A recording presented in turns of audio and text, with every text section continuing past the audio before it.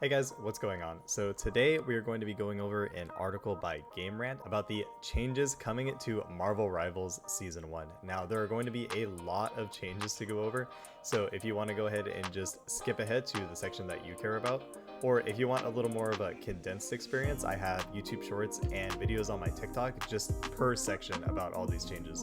But today in this video, we're just going to be going over the entire thing. So strap in because there are a lot of changes coming with Season 1. So starting off with our duelists here, Black Panther is going to get a reduction in additional health provided to self after refreshing Vibranium marks with Spirit Ren from 4230.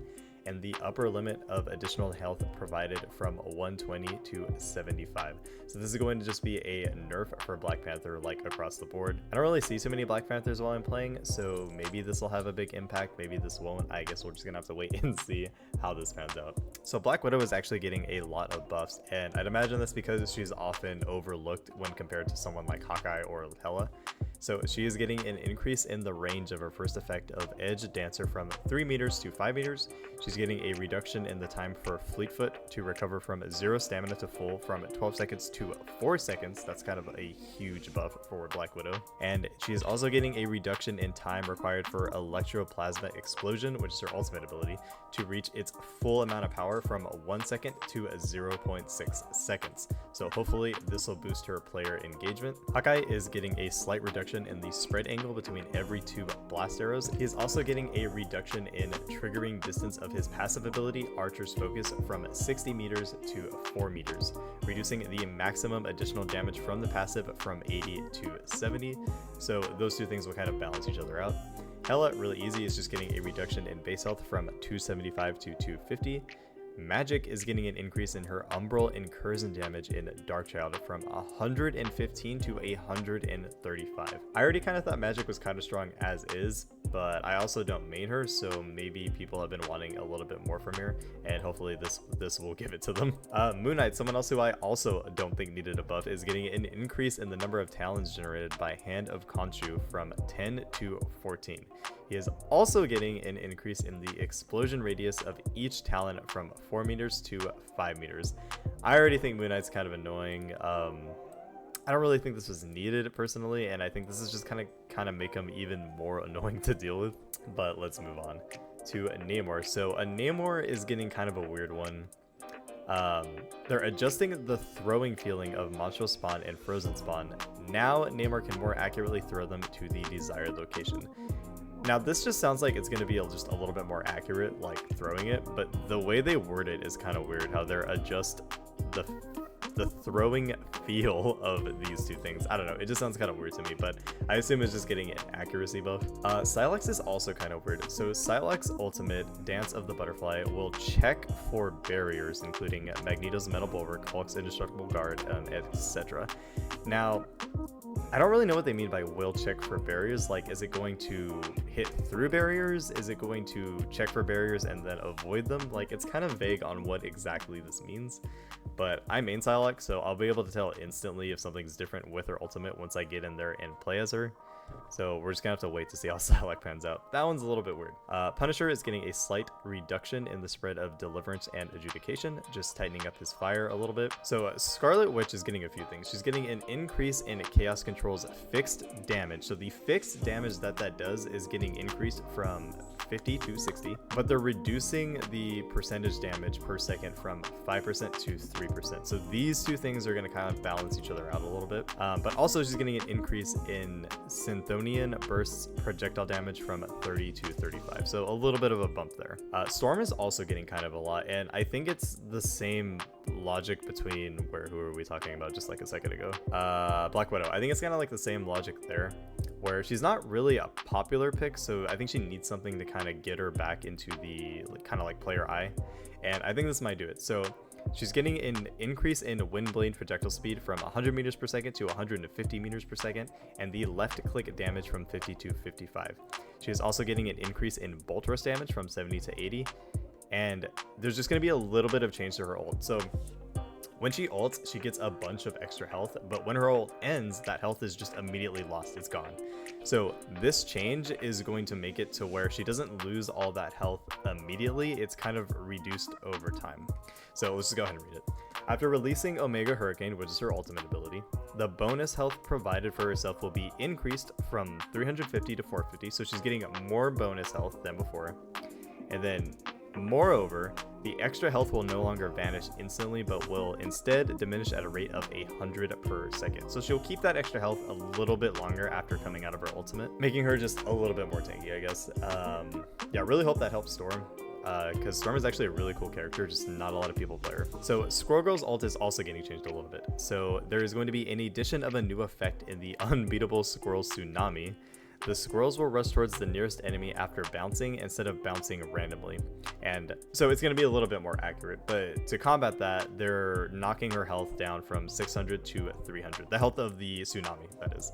So a little bit more accurate, but it's going to be like half as easy to knock down. All right, Winter Soldier. The Winter Soldier is going to get an increase in bonus health provided by Bionic Hook and Tainted Voltage from 30 to 40.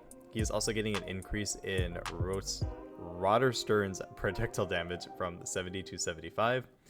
They're going to reduce the area damage from 70 to 65 and reduce damage decay from 65% at 40 meters to 60%. He is also getting an increased base health from 250 to 275. So Soldier's going to be feeling a little bit better. Wolverine is getting an increased base health from 300 to 350, which is, pretty cool. But he is also getting a reduction in the damage reduction. But he is also getting a reduction in the damage reduction he receives from Undying Animal. So reduce the damage reduction ratio provided by Undying Animal from 50% to 40%. So this basically just means he's going to have more health overall, but the extra damage reduction he gets from Undying Animal is getting decreased a little bit in order to compensate for that. And that's going to be it for all of the duelists. So let's just go on to the Vanguards. So starting off with Captain America, we're going to reduce the delay time for shield restoration after releasing Living Legend from 3 seconds to 2 seconds. So we're going to reduce the delay time for shield restoration after releasing Living Legend from 3 seconds to 2 seconds. We're going to reduce Liberty Rush cooldown from 12 to 10. They're going to increase the base health from 650 to 675. And they're going to reduce the energy cost for releasing Freedom Charge, which is ultimate, from 3400 to 3100.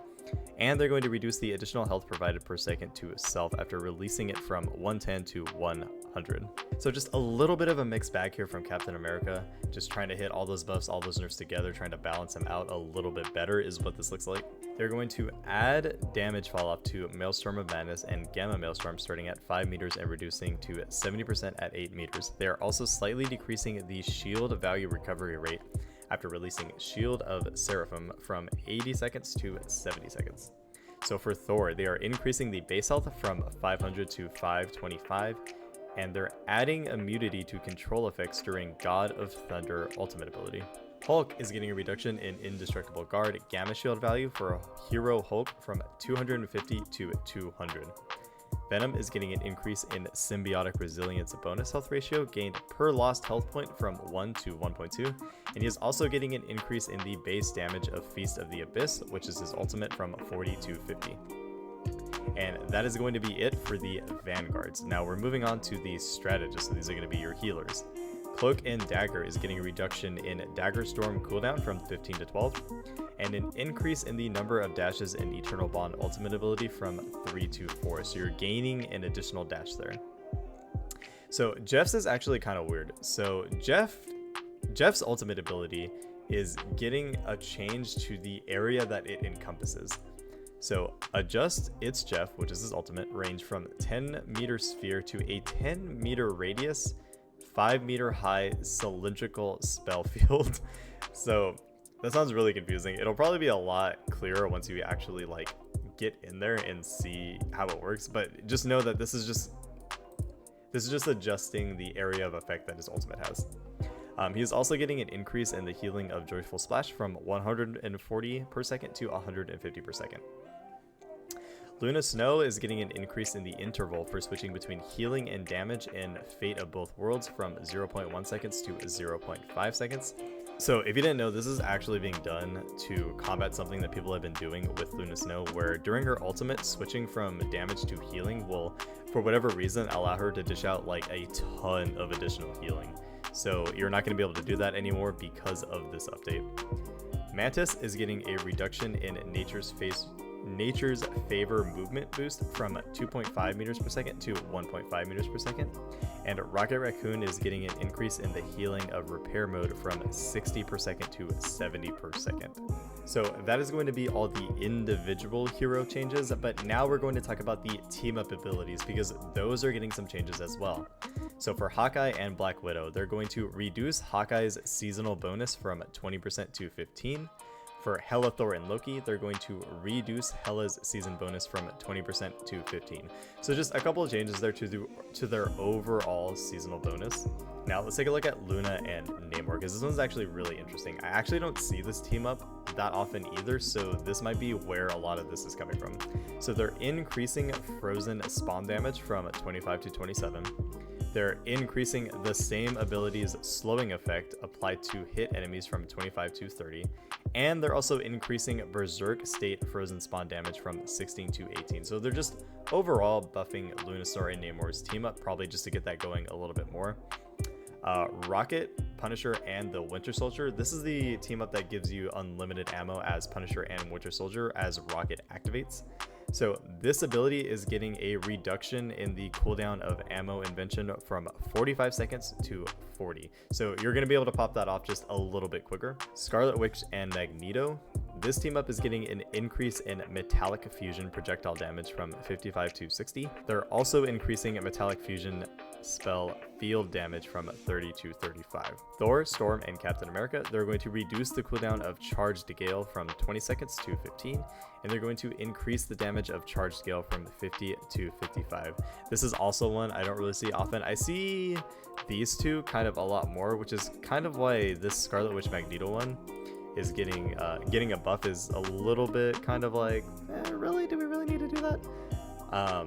But Thor, Storm, and Captain America, I don't see nearly enough, so these buffs are a welcome change. And that looks like it's going to be it. So these are going to be the changes coming to the team-ups and each character coming with Season 1 of Marvel Rivals. Season 1 launches on the 10th of this month, so be ready for all of these changes. Thanks for watching, guys. This was a pretty big article to get through, so if you liked what you saw, go ahead and leave a like.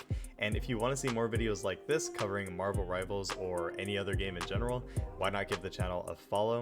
We are always talking about video games, video game news, and just fun stuff in general over here. So thanks for watching, guys, and I'll see you in the next one.